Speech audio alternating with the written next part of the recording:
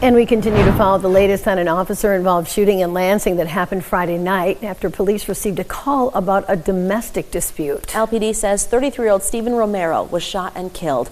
Darylyn Horn has the very latest tonight, including what we know from police and more from a neighbor who's still in shock. Darylyn. Yeah, that's right, Sherry and Siobhan. Lansing police have told us they plan on releasing body cam footage from the incident soon. Romero's family did not want to go on camera, but they say they have hired a lawyer.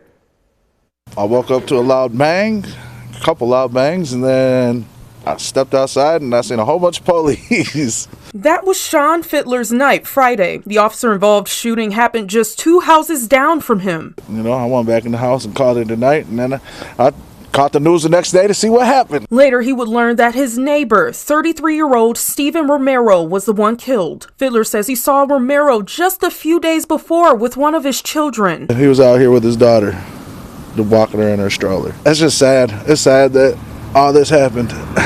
You know, it really is. Since then, 6 News has received updates from police and Romero's family. When they were trying to put him in custody, a gun was presented.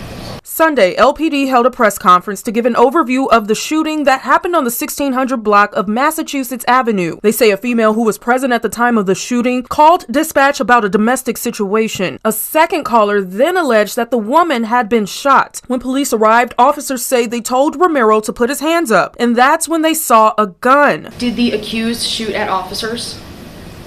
I'm not going to share any of that information at this point. No one else was reportedly injured, including the woman who made the call to police. We spoke to Romero's wife off camera. She says the family is being represented by the Jeffrey Feiger law firm out of Detroit, and that police should not have shot him. Fittler has a message to the family. I mean, my condolences. I'm sorry. It's a tragedy. It really is.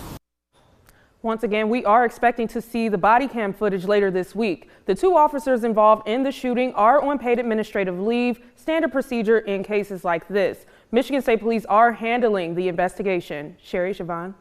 All right, Darylyn, thank you very much.